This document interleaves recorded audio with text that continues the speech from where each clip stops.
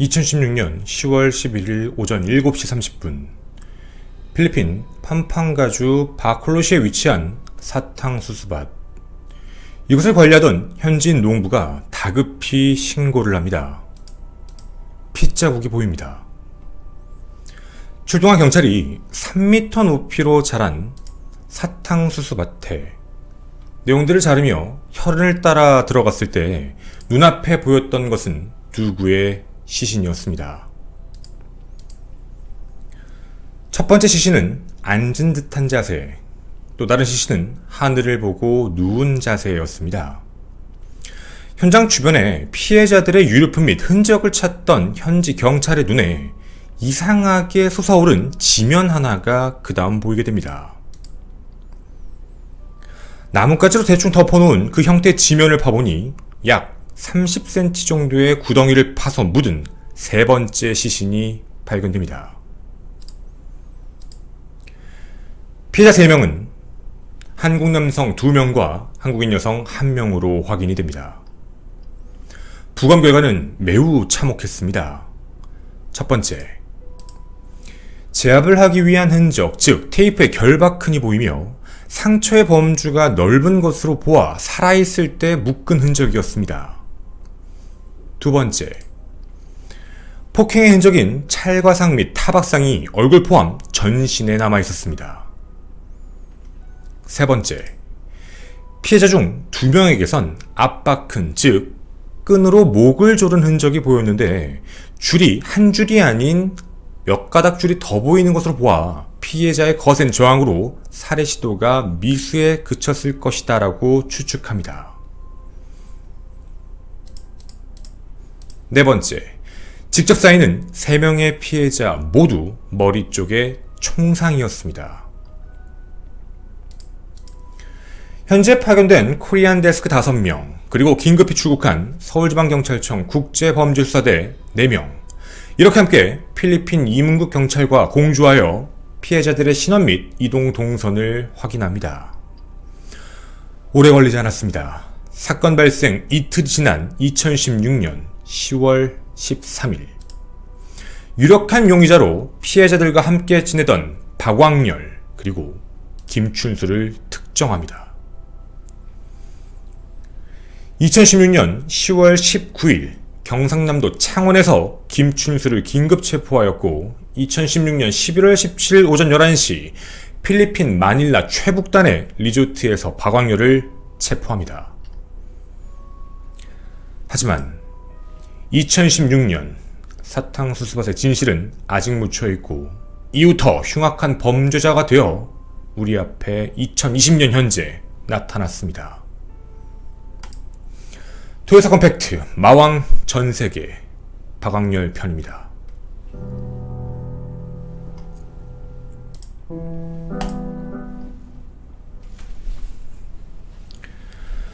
안녕하십니까. 전국 유튜브 독자 여러분, 아프리카TV 시청자 여러분, 토요사건 팩트의 김원입니다.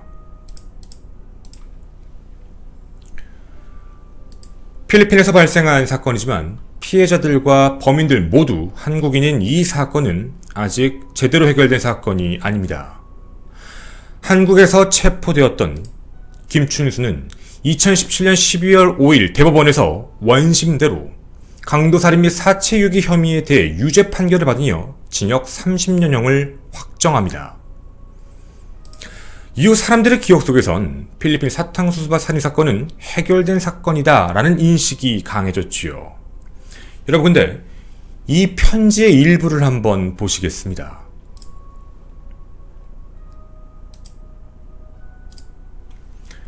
혹시라도 예전 사건이 다시 재조명되어서 저의 가족들과 지인들 그리고 저까지 힘들어지지 않을까 걱정도 좀 되고요.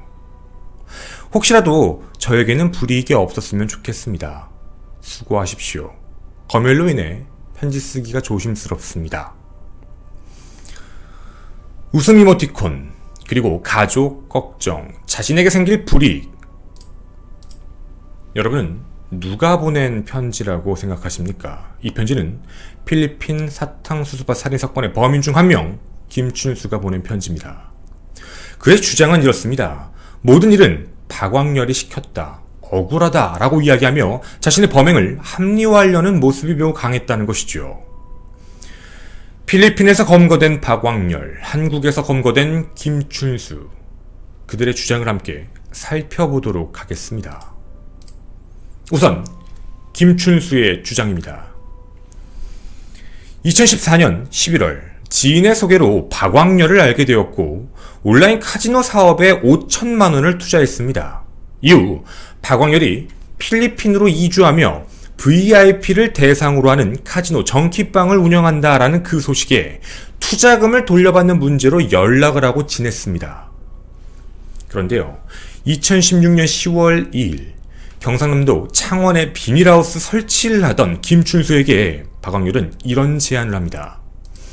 야, 큰 투자자가 하나 나와서 3억 정도를 받았는데 자꾸 돌려달라고 거슬리게. 안 되겠다. 처리를 해야 될 것 같아. 네가 와서 해주면 1억을 주겠다. 이 이야기를 들은 김춘수는 당시의 생활고를 핑계대며 10월 4일 필리핀으로 출국합니다. 박광렬의 직원 행세를 하며 피해자들과 함께 있는 필리핀의 고급주택 고양빌에 함께 들어가서 범행 방법, 도주 계획, 알리바이를 논의하고 미리 사체, 유기 장소를 답사하며 박광렬이 준비해진 총으로 사격 연습을 했고 이후 테이프 그리고 시신을 덮을 오토바이 커버, 범행 도구를 구입하여 이후 수시로 카카오톡 메시지로 피해자의 동태를 살펴본 것으로 확인이 됩니다. 그리고 바로 그날이었습니다. 2016년 10월 11일 새벽 3시 피해자들이 방문을 잠근 채 잔다는 걸 확인하고 박광렬이 시작합니다. 거실에서 휴대폰으로 피해자와 둘이 자고 있는 박 사장이라고 불리는 분께 전화를 겁니다. 할 이야기가 좀 있다. 나오라고 유인한 뒤 소음기가 달린 권총으로 겨누어 제압을 했고 옆방의 소리들은 시끄러운 소리가 나서 나온 다른 사람 한 명 마찬가지로 위협해 같은 방으로 몰아넣고 폭행을 하며 금고 비밀번호를 알아내 10만 페소, 하나 약 240만 원 정도를 강취합니다. 이후 전신에 포장 테이프로 결박을 하고 눈과 입을 가린 뒤 박광렬이 운전하는 검색 카니발 자동차에 피해자를 싣게 되는 그 시각이 새벽 3시 반. 살해 및 사체 유기 장소였던 팜팡가주 바르코시 인근 사탕수수밭으로 이동하게 됩니다. 이렇게 이야기합니다. 가면서 목도 졸랐습니다. 근데 결국 사탕수수밭에서 총으로 살해한 건 박광렬입니다. 이렇게 이야기를 합니다. 자, 지금까지 여러분은 바로 김춘수의 그날 어떤 일이 있었는지를 상세하게 들으셨습니다. 그럼 궁금한 게 또 하나 있습니다. 박광렬은 뭐라고 얘기를 할까요? 당시 현지 대한민국 경찰 코리안 데스크가 만났던 것으로 확인합니다. 자진 연락을 했다고 하더라고요. 그리고 피해자들과 함께 살았던 거 맞다. 그런데 사건 당일날 그 3명이 누굴 만날 사람이 있다고 해서 9시 30분쯤 마닐라의 한인타운에 내려다 주었다. 그리고 자긴 집에 와서 잠을 잤다. 이후 연락이 끊어졌다라고 진술을 합니다. 그런데 이 진술이 조금 이상했습니다. 첫 번째, 밤 12시경 집안에 있는 컴퓨터를 열어본 사람이 존재하는데 이걸 박광렬이 연 게 아닌 겁니다. 그러면 이 집에 피해자들이 있었다라는 이야기가 되는 것이죠. 둘째, 출입구가 존재해 24시간 가드가 차의 출입 대장을 확인하게 되는데 이 차량, 바로 박광렬의 차량이 수시로 왔다 갔다 한 기록이 확인됩니다. 새벽 2시부터 7시까지 말이죠. 이후 CCTV 경로까지 확인해봤더니 사탕수수밭이 있는 장소를 왔다 갔다 한 것으로 확인됩니다. 세 번째, 바로 피해자들의 옷에 관련된 문제였습니다. 분명 박광렬은 외출을 나간다, 만날 사람이 있다 라고 얘기했는데 피해자들이 입었던 옷은 굉장히 집에서 입는 옷이었고 심지어 여성 피해자 같은 경우에는 속옷을 입고 있지 않은 상황으로 확인이 됩니다. 당연히 의심을 할 수밖에 없는 상황이었죠. 이후 체포된 박광렬은 이런 주장을 펼칩니다. 사실 그거 김춘수가 사고친 거예요. 걔가 나한테 다 미루고 있는 겁니다. 아니에요. 그냥 자꾸 걔가 뭐 돈 때문에 자기가 불렀다고 얘기하는데 카지노 가고 친구 돈 빌린 것 때문에 빚이 1억 정도 있어서 뭐 돈 벌어야 될 거 있다라고 자기한테 물어보길래 그래서 온 게 답니다. 그리고 내가 뭐하러 직접 살인을 합니까?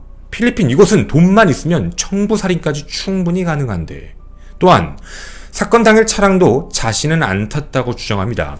왔다 갔다 한 것 중 가장 마지막에는 CCTV에 박 씨의 모습이 보였기 때문에 이런 이야기를 합니다. 마지막 차랑 같이 타고 갔다. 이유는 김춘수가 사고 친 것 같아 수습하러 같이 간 것뿐. 사고가 있었던 그 시각에는 나는 한인식당에서 여자친구랑 같이 있었다라는 주장을 펼쳤지요. 그리고 이런 논리를 펼칩니다. 아니, 살인사건 나기 일주일 전에 왔던 김춘수가 왜 시신이 발견된 지 이틀 만에 다시 한국으로 돌아갔을까요? 당연히 이상하지 않나요? 라는 주장이었죠. 자, 여러분, 이처럼 이들의 주장은 매우 다릅니다. 좀 정리를 해보자면 이런 생각이 좀 드는데요. 김춘수가 언급한 입국한 이유는 박광렬의 주장으로는 돈을 벌 거 없냐 해서 들어오고 사고를 쳤다라는 얘기가 되고, 김춘수는 박광렬이 시켜서 연락해서 돈을 주겠다, 살인하자, 이래서 온 것이다라는 주장입니다. 그리고 살인과 관련돼서도 둘의 주장은 다른데, 박광렬의 입장은 이미 내가 도착했을 때 김춘수가 다 죽인 상황이었다, 나는 수습만 했다, 이 입장이었고, 김춘수의 입장은 박광렬이 죽였다, 나는 옆에서 도왔다, 이렇게 이야기를 합니다.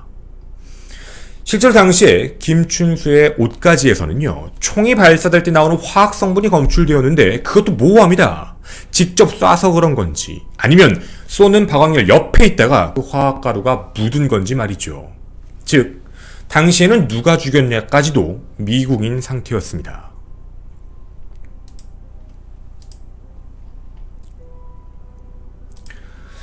자, 이제 그럼 궁금한 게 있습니다. 위의 진술들을 들어보면 김춘수는 굉장히 구체적으로 이야기를 하고 있지만 박광렬은 주로 대화체 정도의 이야기밖에 없습니다. 이유는 단순합니다. 김춘수의 경우 조사를 받아 그 증거와 상황을 모두 판결문에 기록했지만 박광렬은 놀라지 마십시오. 사건 발생 4년째입니다. 도주 상태입니다. 자, 이 이야기도 어떻게 보면 되게 어이가 없을 수 있는데요. 바로 이 문제가 낍니다. 2016년 11월 17일 체포된 박광렬은 2017년 3월 6일 필리핀 빅탄에 있는 이민국 수용소에서 한국 송환을 대기하고 있다가 지붕을 부수고 탈옥해버립니다. 이게 첫 번째 탈옥이죠. 2017년 5월 27일 거의 3개월 만에 필리핀 북부 타룰라크시의 아파트에서 다시 한번 재검거를 하게 됩니다. 그런데 여러분, 진짜 말도 안 되는 일이 발생됩니다. 2019년, 바로 작년이었죠. 10월 16일 호송 중이던 현직 교도관들의 감시가 소홀한 틈을 타 식당 화장실 환풍구를 통해 두 번째 탈옥을 감행합니다. 그리고 지금까지 잡히고 있지 않습니다. 자, 문제점이 분명히 중요합니다. 첫 번째 문제점은 필리핀 사법당국의 문제가 끼지요. 이런 표현을 쓰더라고요. 돈은 필리핀 안에서 재판을 피할 수도 있고 재판을 받게 할 수도 있고 그만큼 유용한 수단이다. 실제 박광렬을 최초에 검거했던 이민청 관계자는 이런 말도 합니다. 체포를 했더니 돈 줄게. 돈 줄 테니까 좀 풀어줘. 그냥 감옥 말고 병원까지만 데려다 주면 돼. 그리고 나 나오면 돈 더 줄게 라고 얘기를 했다고 합니다.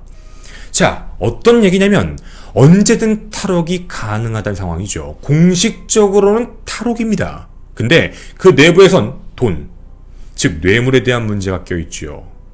다시 체포를 한다 하더라도 빠르게 송환하지 않으면 다시 탈옥이 가능하다는 이야기입니다. 그럼 여러분은 이렇게 말씀하실 겁니다. 야, 송환을 빨리 하면 되잖아. 그냥 빨리 달라 그래.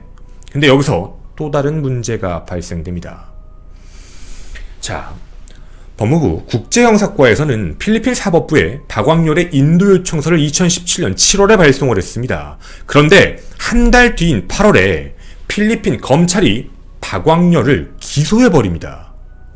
1급 살인 혐의와 불법 무기 소지 혐의였죠. 권총. 필리핀은 외국인이 권총을 소지할 수 없습니다. 현지에서 기소가 된 상황. 그러면서 이렇게 얘기를 합니다. 일단 우리한테 기소가 됐으니까 우리 쪽 사건이 해결돼야, 그래야 출입국 문제가 해결된다. 이런 이야기지요. 재판 받고 가란 얘기입니다. 그렇게 증거조사, 증인 출석 요구, 증인이 없지요. 재판은 계속적으로 미루어지고요. 재판 자체도 대한민국과 다릅니다. 대한민국 같은 경우는 병합 이런 데서 한 번에 처리할 수 있게 하는데 이 두 사건에 대해 법원도 다릅니다. 자, 그런데 박광렬은 탈옥을 했죠. 그리고 지금까지 잡히고 있지 않습니다. 놀라지 마십시오. 2016년 사건입니다. 지금 현재 2020년입니다. 아직 1심 재판도 안 끝났습니다. 법무부의 입장은 범죄인 인도 요청을 했지만 그냥 기다리고 있습니다. 안 보내주는데 어떡해요? 라는 입장. 그러면서 이렇게 말합니다. 필리핀의 행정은 매우 느리다. 관료의 부정부패의 개입 여지가 매우 강하다. 이런 표현만 하고 있습니다. 자, 이제 그러면 대한민국의 입장을 조금 더 깊게 살펴봐야겠습니다. 체포를 하게 될 경찰청의 입장은 최대한 추적을 하고 있다. 현재 경찰과 최대한 협력 중이다. 그런데 이런 표현을 합니다. 잡더라도 범죄인 인도 문제는 우리가 아니에요. 법무부 소관이에요. 라는 말만 반복합니다. 즉, 신병이 필리핀 당국이라서 인계를 안 해주니까 우린 어떻게 할 수가 없다. 잡아봤자 어차피 그 다음 문제가 해결이 돼야 된다. 이 입장이죠. 그래 법무부는 이렇게 얘기를 합니다. 처음 잡혔을 때 그 나라에서 추방명령이 내려졌는데 그 절차가 진행되다 탈옥을 했고 그 이후에 기소를 해버린 상황. 우리들도 분명 답답하다. 협의가 쉽지 않은 국가다. 절차가 투명하지도 않다. 가서 만나도 봤지만 서신도 전달해봤지만 신속 투명이 아니기 때문에 분명 애로사항이 존재한다. 자, 그럼 어떻게 얘기를 해야 될까요? 그리고 법무부는 또 이런 표현을 붙입니다. 참 자극적 단어인데요. 초기 경찰 단계에서 필리핀과 우리 경찰의 협의가 있지 않았을까요? 코리안 데스크가 있으니까 그쪽에서 한다고 하니까 뭐 어떻게 기소되고 안 되고는 그쪽 문제인 것 같아요. 잘 모르겠습니다. 이런 입장입니다. 느낌이요. 책임 전가죠. 잡아봤자 니네가 해야 돼. 법무부 입장은 니네가 그렇게 해서 기소가 어떻게 된지는 경찰 쪽이 아는 것 같은데 그 시점에 대해도 우리도 모르겠는데 어쨌든 우리가 법무부가 하는 건 송환 요청만 하는 것 뿐이야. 근데 그게 협상이 잘 안 되네. 어떻게 해야 될까요? 자, 여러분, 이렇게 잘 생각해 보시면 박광렬은 피해자들을 살해한 돈을 갖고 잡히지도 않으면 돈이 있면 다 된다는 황제의 삶을 살며 벌써 4년째 도주 중입니다. 그런데 여러분, 우리에게 들어온 정보, 첩보가 있었습니다. 정말 도주라고 말해도 되는 걸까? 라는 생각이 들게 된 내용입니다.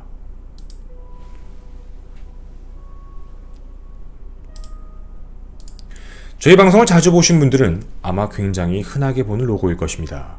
2017년부터 저희 김원TV에서 방송했던 디웹, 다크웹, 그리고 텔레그램 관련 방송. 귀신이 나오는 그런 무서운 공간이라기보단 사기, 마약, 음란물 등의 범죄가 발생하는 장소다를 알렸습니다. 그리고 대한민국 국민들에겐 2020년 현재 굉장히 잘 아는 장소가 되었지요. 왜냐면 손정우, 그리고 박사방, N번방 등 다크웹의 존재, 텔레그램의 존재가 더 익숙하게 됐으니 말입니다. 이곳에 저희가 그동안 얘기했던 사건들 중 대한민국에 들어오게 되면 위험한 게 있다. 그게 음란물 관련, 아동 관련이다. 대한민국의 발칵 뒤집어졌지요. 그때 저는 방송에서도 이런 얘기를 했습니다. 마약 조심해야 된다. 그 마약이 다시 대한민국을 휩쓸 수도 있다. 대처해야 된다라는 것이죠. 왜냐면 그때 당시 가장 유명했던 마약상이 하나 있었습니다.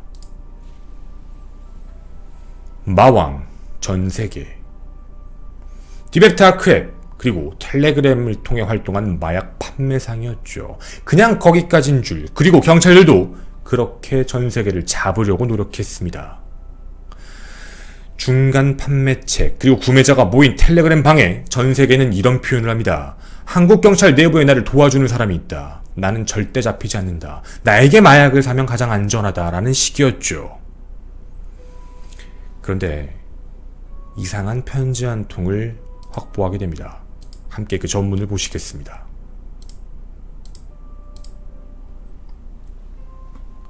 마왕 전세계는 2020년 4월쯤 자신의 밑에 있는 국내 마약 판매책 A씨로부터 편지 한 통을 받게 됩니다. 수기로 작성된 편지였는데요.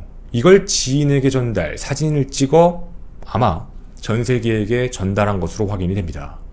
근데 여러분, 다른 거 다 떠나서 내용이 되게 이상합니다. 세기 형님, 저예요. 좋은 소식 아니라 최악의 소식을 전합니다. 간략히 전하겠습니다. 그레이는 절대 입국하지 말아라. 주변 인물에 대해 조심해라. 국제범죄 수사가 진행 중이다. 선결 과제가 있다. 핸드폰 번호 변경해라. 심카드를 폐기해라. 라우터의 심카드를 변경해라. 숙소를 바꿔라. 당분간 영업하지 말아라. 여러분, 이 내용을 어떻게 대한민국에 구속되어 있는 사람이 알 수 있을까요? 이런 말이 있습니다. 오른쪽 밑에. 저에게와 여러 가지 정보들을 질문했지만 모른다고 일거한 그들이 말해준 정보가 있다. 라고만 이야기를 합니다. 물론 이걸 가지고 이들 사이에 커미션이 있다라고 얘기할 수는 없습니다. 분명 경찰의 입장은 이게 수사 단계에서 우리가 놓칠 만한 정보를 준 건 아니다라는 입장이거든요. 자, 그런데요.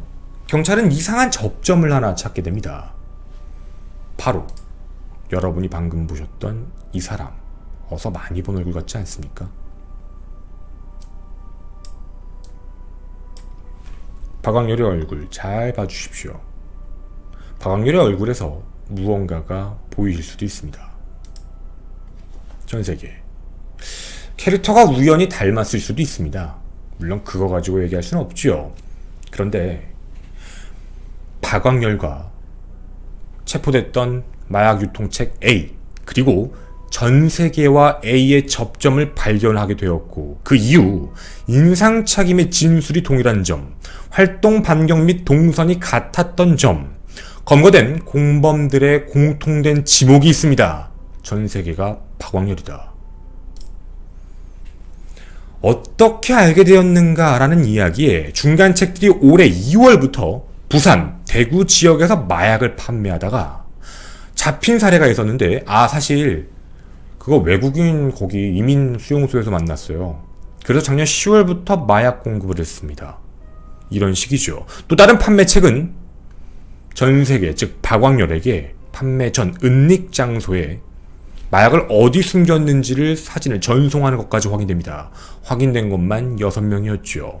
필로폰, LSD, 코카인, 합성 대마, 엑스터시 등등. 이렇게 무언가 전달책들은 계속 우편물을 통해 내용을 받았고 이후 던지기 수법이라는 방법으로 마약을 판매해왔습니다. 거기에 가장 윗대가리 바로 박광렬입니다. 박광렬은 필리핀에서 살인 혐의, 불법 무기 소지 혐의, 이런 혐의로 도피 생활을 지속하며 마약을 국내로 밀반입시키고 돈을 벌고 있었던 것이죠.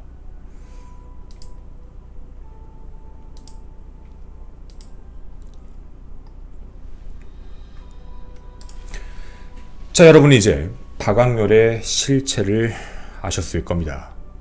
사기, 살인, 불법 무기 소지, 마약 유통, 범죄는 진화하고 발전합니다. 야, 다른 나라에서 저지른 살인사건인데? 라는 생각이 드시나요? 사실 박 씨가 탈옥한 이후 수용소에서 뭔가 인적사항을 쌓고 안면을 쌓은 한국인들로부터 조직을 꾸려 국내 이 대한민국 땅 안에 마약을 대량 유통하고 있습니다. 그 범죄자는 또다시 이 대한민국 땅 안에 엄청난 범죄를 저지르고 있죠. 잡아야만 합니다. 법무부의 입장, 경찰의 입장을 모르는 것은 아닙니다. 그런데 이런 생각이 듭니다. 사건 자체는 필리핀에서 났지만 이해관계는 모두 대한민국입니다. 피해자도 모두 대한민국 국민, 그리고 범인도 대한민국 사람입니다. 당연히 대한민국에서 재판을 받고 처벌을 받는 게 맞지 않을까요? 필리핀 당국의 친절없는 재판 진행, 그리고 부정부패의 산물로 계속되고 있는 그 탈옥들, 상당한 돈을 갖고 있고 마약 판매 수익까지 그 이후 호화 생활을 즐기며 이 대한민국의 법을 무시하고 사람을 살해한 것뿐만 아니라 마약으로 이 대한민국을 다시 병들게 한 이 범죄자를 그냥 내비둬야 하는 걸까요?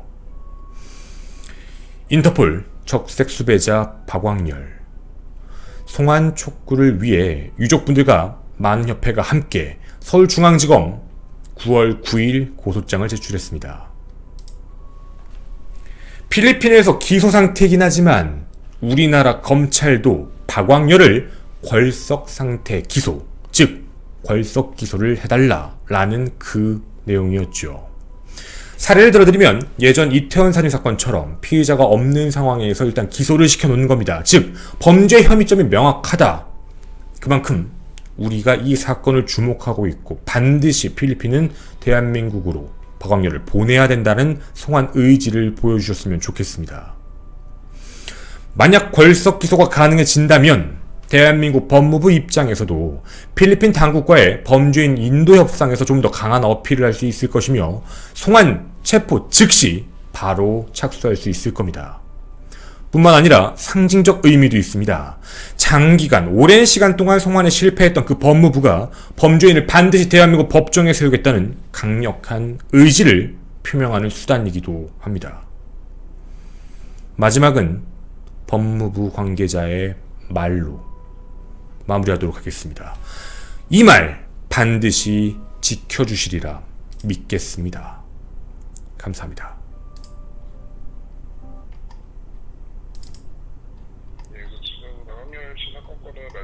알고 계시는 것처럼 지금 필리핀 재판 중인 상황이어가지고 지금 그게 송환이 지금 좀 미뤄지고 있는 상황이고요. 네.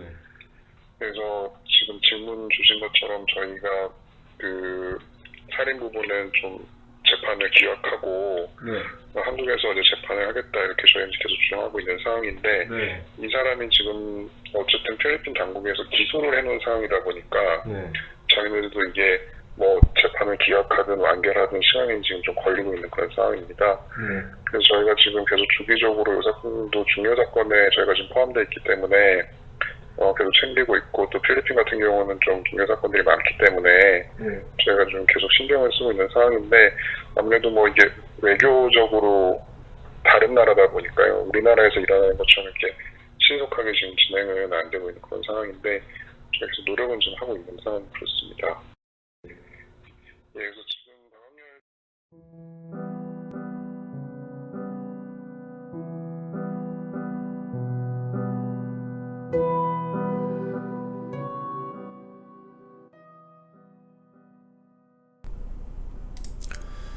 네, 안녕하세요. 김원입니다. 네, 저희 뒷이야기 잠깐 하고 가도록 하겠습니다. 일단 이 사건에 대해서 저희가 올리게 되면 아마 이런 댓글들이 달릴 가능성이 있다라고 생각합니다. 돌아가신 분들에 대한 내용은 아마 아시는 분들도 있을 것 같은데요. 그 세 분이 왜 필리핀으로 갔을까? 홍콩을 경유해서 필리핀으로 간 것으로 확인되는데 2015년 8월 25일부터 국내에서 유사수신 행위라는 것으로 투자금을 받아 약간 FX 마진 거래와 비슷한 건데 이 사업을 하다가 결국에는 계속 불어나는 그 돈 문제 때문에 결국 갚을 수가 없는 상황이 됐던 거죠. 그래서 필리핀으로 이동을 하게 됐습니다. 그때 당시에도요, 좀 중요한 내용이 좀 빠진 부분들이 있는 것 같은데 필리핀으로 가서 사업을 구상해서 최대한 손실을 보는 사람들, 투자자들에게 변제를 하기 위해 노력을 하겠다라는 다짐을 갖고 그쪽으로 갔던 것으로 확인이 되는데요. 대부분 이 사건에 대해서 사람들은 이런 표현을 많이 합니다. 사기를 치다가 죽었으니까 어떻게 보면 되게 잘 된 거 아니냐, 이런 이야기 때문에 최초에 사람들 사이에서는 사건의 본질이 많이 흐려졌는데 좀 중요한 게 이런 게 있습니다. 사실 투자자들에게 피해를 줬다 안 줬다 이 부분에 줬다라는 부분은 당연히 확인이 가능한 부분이고, 또 하나 그 안에 내면에 삼켜져 있는 건 필리핀으로 가서 어떻게든 이제 갚으려고 했다라는 의지에 대한 것도 확인은 됩니다. 근데 그걸 또 떠나서도요, 살인마에게 그렇다고 잘 죽였다 이런 식의 면죄부를 주는 건 또 아니라고 생각을 합니다. 이 사건은 분명 살인사건이고, 그리고 그 살인의 목적이 돈 때문이었고, 그 이후에 그 돈으로 탈옥을 하며 호화 생활을 하고 있고, 자기는 잡히지 않는다라고 자부하며 살고 있습니다. 그렇게 벌써 시간이 4년이 지났고, 오늘 저희가 그것이 알고 싶다라는 방송을 봤는데 IS 얘기까지 나오고 이런 내용이 나오는 걸 보면, 어떤 내용이 다 맞는지는 모르겠지만 어찌 되었든 박광렬은 지금 호화 생활을 즐기고 있는 것이며, 그리고 박광렬 때문에 투자자들까지도 다 피해를 본 건 사실입니다. 갚을 의지가 있던 사람들이 사라졌기 때문에, 그럼 그 투자를 했던 사람들은 박광렬한테 받을 수 있는 문제도 아니고 되게 애매모호해질 수 있는 상황이거든요. 박광렬이 속히 대한민국 땅으로 들어와 처벌을 받고, 그리고 거기에서 강탈한 금액과 관련되어 있는 부분들도 빨리 갖고 와서 피해자분들에게 좀 회복이 됐으면 좋겠다라는 생각입니다. 그리고 이 방송을 박광렬이 볼지는 모르겠습니다. 근데 박광렬이 만약 본다면 이런 이야기를 하고 싶습니다. 제가 알기로는 자기는 이미 3명을 죽였고 막장까지 간 케이스다, 겁이 없다, 이런 식으로 사람들 앞에서 얘기를 했다고 하는데, 그런 걸 보고 허세라고 합니다. 당신이 입으로 그런 얘기를 했다면 당신은 분명 살인마고, 당신은 돈 때문에 사람을 죽였고요. 그리고 그 이후에 이 대한민국 땅을 또다시 돈 때문에 병들게 하고 있는 정말 나쁜 사람인 겁니다. 그리고 저희가 이런 방송을 준비하고, 저한테는 보름 정도의 시간이었지만 이 내용을, 이 사건 쪽을 함께 준비하기 위해 정말 많은 사람들이 유족과 함께, 그리고 송환 요청을 하기 위해 노력하신 분들이 그렇게나 많습니다. 여러분들도 그 노력을 알아주셨으면 좋겠고, 그리고 우리의 기억 속에서 잊혀지지 않았으면 좋겠고, 현재 대한민국 땅도 병들고 있는 거니까 여러분도 꼭 이 사건 잊지 말고, 이 사건에서 범죄인이 언제 인도되는지, 언제 체포가 돼서 언제 한국에 들어오는지 여러분도 함께 끝까지 지켜봐 주셨으면 좋겠습니다. 네, 그래서 저희에게 도움을 주신 두 곳, 첫 번째는 한국심리과학센터, 정말 감사드리고, 되게 오랜 시간 동안 많이 노력하셨거든요. 그리고 피해자 통합지원 사회적 협동조합, 이 두 협회도 정말 감사드립니다. 저는 김원희였습니다. 감사합니다.